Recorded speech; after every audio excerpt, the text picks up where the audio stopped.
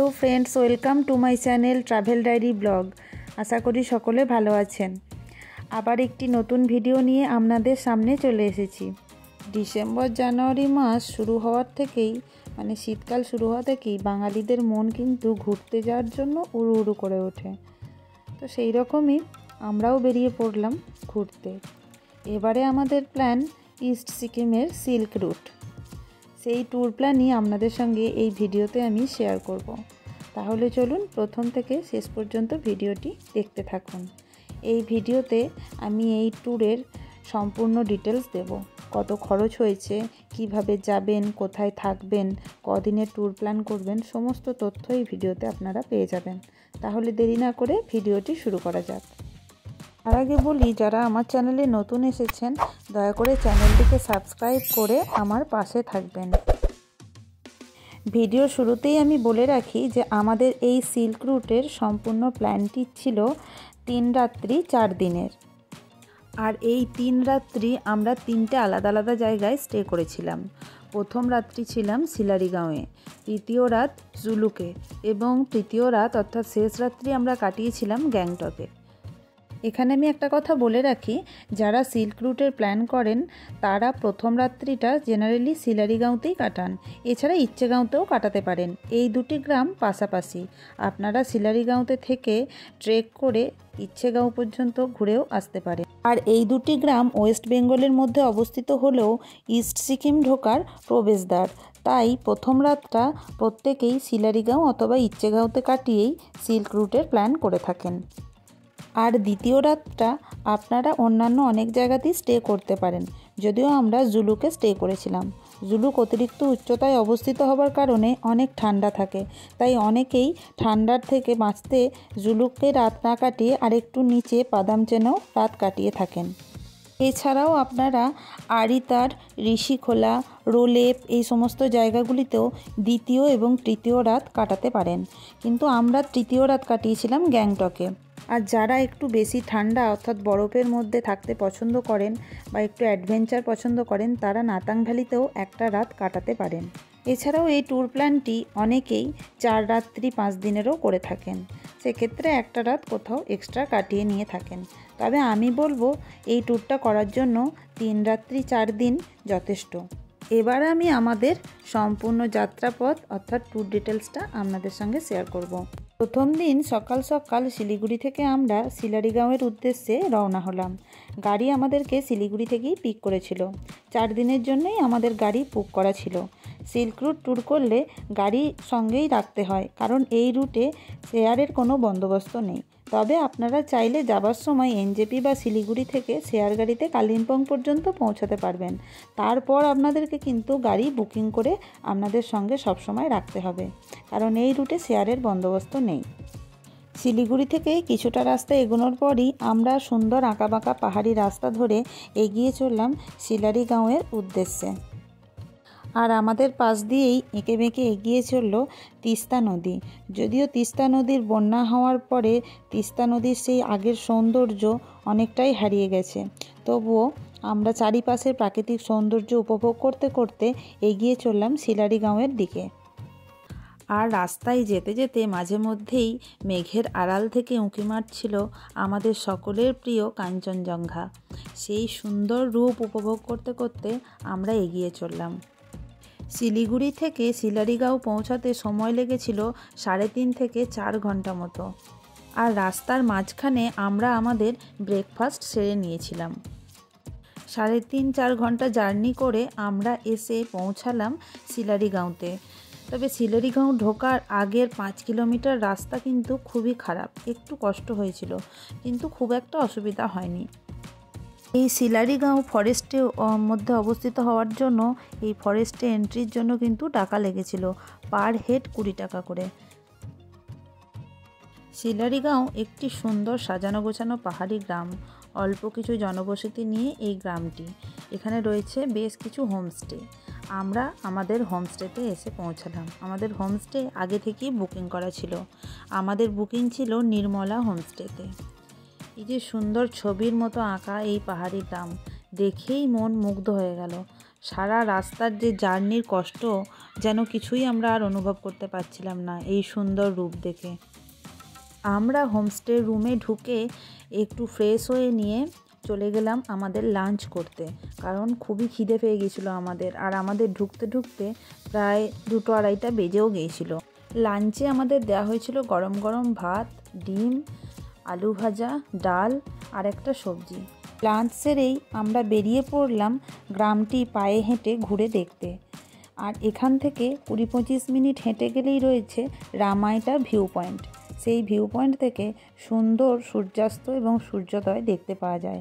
তাই আমরাও বেরিয়ে পড়লাম সূর্যাস্ত দেখার জন্য এবং সূর্যের শেষ কিরণে কীরকমভাবে কাঞ্চনজঙ্ঘা ঝলমল করে ওঠে সেটাই দেখার জন্য। আর আমরা এই ভিউ পয়েন্টে এসে সাক্ষী হয়ে রইলাম একটা সুন্দর সূর্যাস্তের, এবং তার সঙ্গে সুন্দর কাঞ্চনজঙ্ঘার রূপও দেখলাম। সন্ধেবেলায় আমরা আমাদের হোমস্টেতে ফিরে এসে একটু বনফায়ার করলাম, খুবই মজা করলাম। তারপর আমরা রাত্রে ডিনার সেরে ঘুমিয়ে পড়লাম। দ্বিতীয় দিন আমরা ভোর ভোর উঠে চলে গেলাম আবার সেই আধা ঘন্টা হেঁটে ভিউ পয়েন্টে, আর সাক্ষী হয়ে রইলাম একটা সুন্দর সূর্যোদয়ের। আর কীরকম দেখুন, সূর্যের প্রথম কিরণে কাঞ্চনজঙ্ঘা একটা সুন্দর অপূর্ব রূপ আমরা দেখতে পেলাম।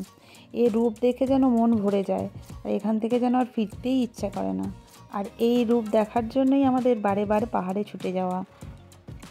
বেশ কিছুক্ষণ আমরা এখানে কাটালাম এবং এই সুন্দর রূপ উপভোগ করলাম। আর তার সঙ্গে এই ভিউ পয়েন্ট থেকে সুন্দরভাবে দেখতে পাওয়া যাচ্ছে নিচে তিস্তা নদীর বাঁকগুলি। দেখুন কত সুন্দর দেখতে লাগছে। এখানে বেশ কিছুটা সময় কাটিয়ে আমরা আবার আমাদের হোমস্টেতে ফিরে চলে এলাম, কারণ আজ আমাদের সিলারিগাঁওকে বিদায় জানিয়ে জুলুকের উদ্দেশ্যে রওনা হতে হবে। মতোই আমরা আমাদের ব্রেকফাস্ট সেরে বেরিয়ে পড়লাম জুলুকের উদ্দেশ্যে। আজ আমরা রাস্তায় বেশ কিছু স্পট দেখতে দেখতে পৌঁছাবো জুলুক। প্রথমেই আমরা চলে এলাম ঋষি চেকপোস্টে। এখানেই সমস্ত ডকুমেন্টস দেখিয়ে আমাদের ওয়েস্ট বেঙ্গল পার করে সিকিমে ঢুকতে হবে। আপনারা এই ব্রিজটা দেখতে পাচ্ছেন, এই ব্রিজটার পাশ দিয়েই রয়েছে এই ঋষি নদীতে নামার রাস্তা। সেখান দিয়ে নেমে আপনারা ঋষি নদীর কাছাকাছি যেতে পারেন। অনেকেই এই সিল্ক রুট ট্যুরে ঋষিখোলাতে একটা রাত কাটিয়ে যান। এখানে থাকার জন্য কিন্তু ব্যবস্থা আছে একদম ঋষিখোলার পাশেই। এই যে দেখতে পাচ্ছেন সুন্দর পাহাড়ি ঋষি নদী বয়ে চলেছে। আমরা নিচে নেমে এই নদীটির কাছাকাছি এলাম, বেশ ভালো লাগছিল। এরপর আমরা ঋষি চেকপোস্ট পার করে চলে এলাম আমাদের নেক্সট ডেস্টিনেশন সিদ্ধিবিনায়ক টেম্পল দেখতে। এইখানে ঢোকার জন্য কিন্তু এন্ট্রি ফি আছে, পার হেড 30 টাকা করে। এটি একটি গণেশ ঠাকুরের মন্দির, বেশ সুন্দর এই মন্দিরটি। বেশ কিছুক্ষণ সময় আমরা এখানে কাটিয়ে এগিয়ে চললাম আমাদের পরবর্তী ডেস্টিনেশনের উদ্দেশ্যে।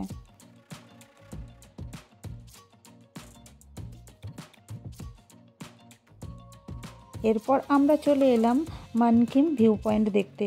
এখান থেকে চারিপাশের সৌন্দর্য অসাধারণ লাগছিল। এখান থেকে কাঞ্চনজঙ্ঘারও সুন্দর ভিউ দেখতে পাওয়া যায়। একটু সিঁড়ি দিয়ে ওপরে উঠতে হয় এই ভিউ পয়েন্টটিতে। ওই যে দূরে দেখতে পাচ্ছেন ওটি হলো আরিতার লেক, ওখানেও আমরা যাব। অনেকে আরিতারেও একটা নাইট স্টে করে থাকেন।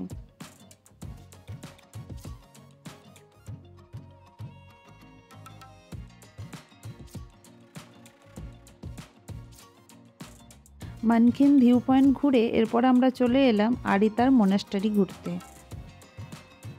এরপর আমরা চলে এলাম আরিতার লেক ঘুরে দেখতে। এখানে কিন্তু বোটিংয়েরও বন্দোবস্ত আছে।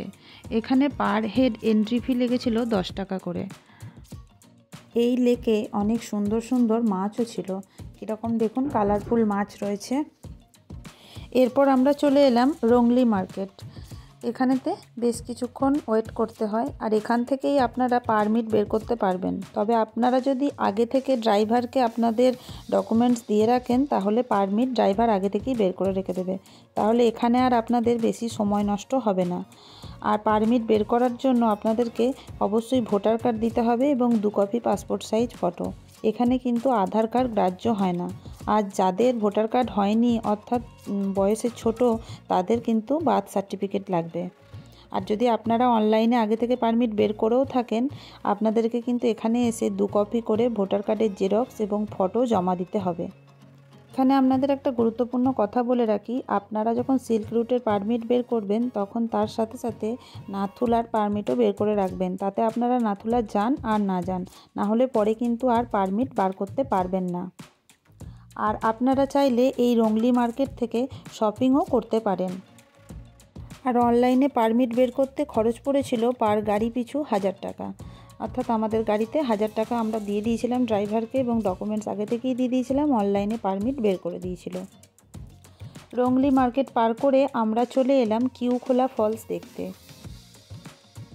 কিউখোলা ফলস ঘুরে আমরা চলে এলাম ইকো ফরেস্ট ঘুরে দেখতে।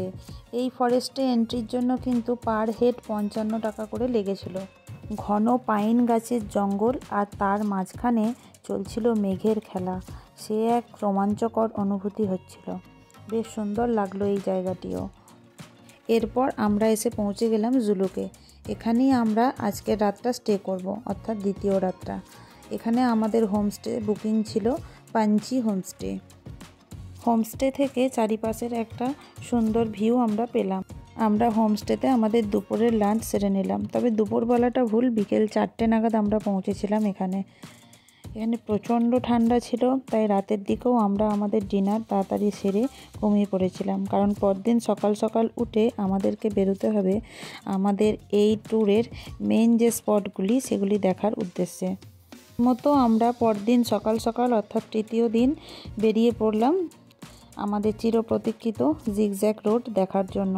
প্রথমেই আমরা চলে এলাম লুংথাম ভিউ পয়েন্ট থেকে, এখান থেকে হাফ জিগজ্যাগ রোড দেখতে পাওয়া যায়। এরপর আমরা চলে এলাম থাম্বি ভিউ পয়েন্টে। এখান থেকে এসে তো কাঞ্চনজঙ্ঘার অপূর্ব সৌন্দর্য আমরা উপভোগ করলাম, তার সঙ্গে দেখুন একই সঙ্গে আকাশে চাঁদ এবং সূর্য দুটোই দেখতে পাওয়া যাচ্ছে। দেখুন আপনাদেরকে দেখাচ্ছি, ওই যে চাঁদ, তার সঙ্গে রয়েছে সূর্য। আর এখান থেকে তো আমরা ফুল জিগজ্যাগ রোড দেখতে পেলাম। এখান থেকেই মেনলি ফুল জিগজ্যাগ রোড দেখতে পাওয়া যায়, আর এর আগের লুংথাং ভিউ পয়েন্ট থেকে হাফ জিগজ্যাগ রোড দেখতে পাওয়া যায়। এখানে চারিপাশের সৌন্দর্য এত সুন্দর যে মন ভরে যাবে দেখলেই।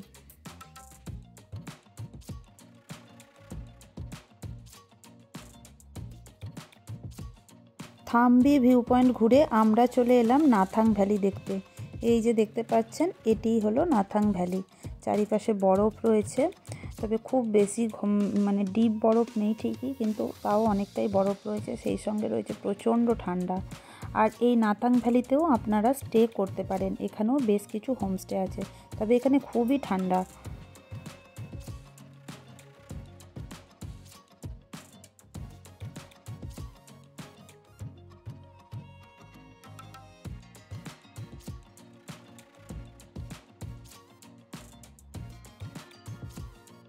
নাথাং ভ্যালি ঘুরে আমরা চলে এলাম ওল্ড বাবা মন্দির দেখতে। বেশ কিছুটা সিঁড়ি ভেঙে উপরে উঠতে হয়।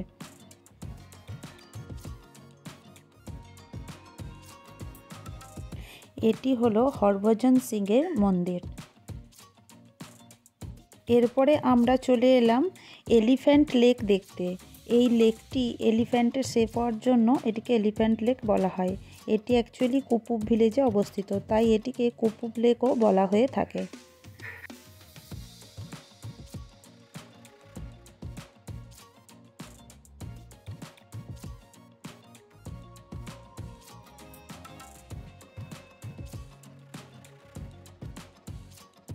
এরপরে আমরা চলে এলাম Indo China border Nathula pass ঘুরে দেখতে। এখানে একটা কথা আপনাদেরকে বলে রাখি, নাথুলা পাস আসতে গেলে কিন্তু আপনাদেরকে বড় গাড়িতেই আসতে হবে। যদি আপনারা সিল্ক রুট ট্যুরটা ছোট গাড়িতে অর্থাৎ 4 সিটারের গাড়িতে করে থাকেন, তাহলে কিন্তু এখানে আপনাদেরকে গাড়ি চেঞ্জ করে বড় গাড়িতে নাথুলা পাস আসতে হবে, তবে তার ব্যবস্থা আপনাদের গাড়ির ড্রাইভারই করে দেবে, আর তার জন্য আপনাদেরকে এক্সট্রা পে করতে হবে। আমরা যেহেতু বড় গাড়িতেই সিল্ক রুট ট্যুরটা করেছিলাম, তাই আমাদেরকে গাড়ি চেঞ্জ করতে হয়নি, তবে নাথুলা পাস আসার জন্য গাড়িকে এক্সট্রা 5000 টাকা পে করতে হয়েছিল। এরপরে আমরা চলে এলাম ছাঙ্গু লেক ঘুরে দেখতে। আপনারা এখানে নিউ বাবা মন্দিরও ঘুরে আসতে পারেন, তবে আমরা যেহেতু ওল্ড বাবা মন্দির গেছিলাম তাই আর নিউ বাবা মন্দির যাইনি, প্রায় একই রকম দুটোই। এই যে ছাঙ্গু লেক আমরা চলে এসেছি, চারিপাশে বরফ রয়েছে, চারিপাশের দৃশ্য অসাধারণ, খুব সুন্দর দেখতে লাগছিল। এই ছাঙ্গুলিকেতে আমরা বেশ কিছুক্ষণ সময় কাটালাম।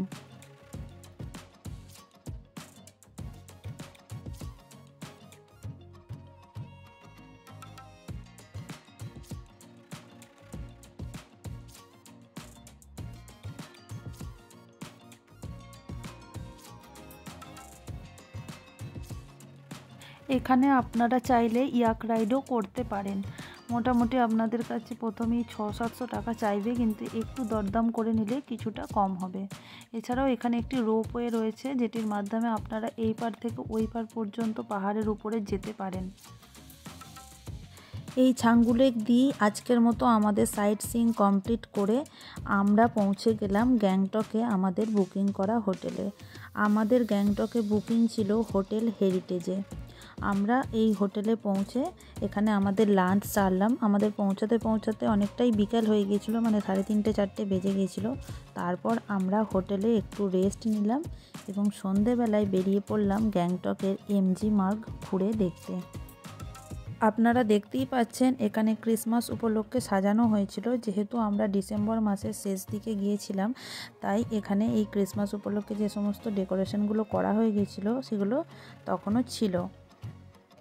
আজকে আমরা অনেকটা রাত পর্যন্ত এই এমজি মার্গেই কাটালাম এবং বেশ কিছু শপিংও করলাম, কারণ এইটি হলো আমাদের ট্যুরের শেষ রাত।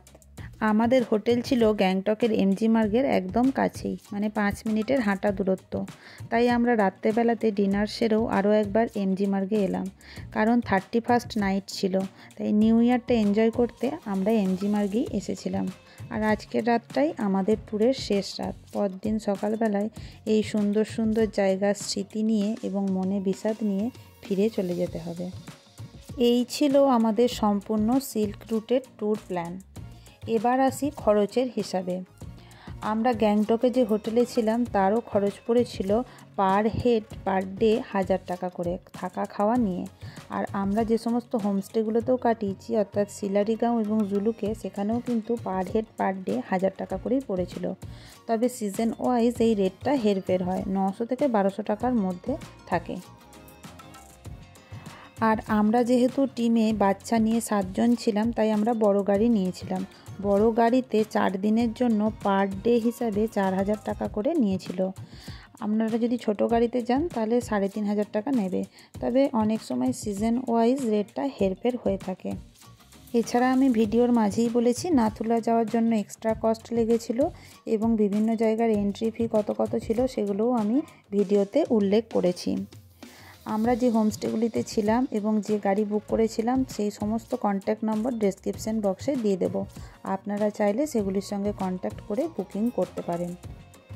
আর এই সিল্ক রুট ঘোরার উপযুক্ত টাইম হলো নভেম্বর-ডিসেম্বর এবং মার্চ-এপ্রিল মাস। তাহলে আর দেরি কিসের, আপনাদের নেক্সট ডেস্টিনেশন হতে পারে কিন্তু সিকিমের এই সিল্ক রুট। ভিডিওটি কেমন লাগলো অবশ্যই আমাকে কমেন্ট করে জানাবেন। ভালো লাগলে একটি লাইক করবেন এবং বন্ধুদের সঙ্গে শেয়ার করে দেবেন। আর যদি এই ট্যুর সম্পর্কে আপনাদের কোনো প্রশ্ন থাকে আমাকে কমেন্টে আপনারা প্রশ্ন করতে পারেন, আমি যথাসম্ভব উত্তর দেবার চেষ্টা করব। আমি সিলারিগাঁও, জুলুক এবং গ্যাংটকের অর্থাৎ এই 3টে আলাদা আলাদা ডিটেলস ভিডিও নিয়ে খুব শীঘ্রই আবার আসব। তার জন্য চোখ রাখতে হবে আমার চ্যানেলে। আর সবশেষে অনুরোধ রইল, যারা এখনও পর্যন্ত আমার চ্যানেলটিকে সাবস্ক্রাইব করেননি দয়া করে চ্যানেলটিকে সাবস্ক্রাইব করে আমার পাশে থাকবেন, যাতে ভবিষ্যতে আমি আপনাদের জন্য আরও এরকম ইনফরমেটিভ ভিডিও আনতে পারি। আর যারা আমার ফেসবুক পেজ থেকে ভিডিওটি দেখছেন দয়া করে এই পেজটিকে ফলো করে দেবেন।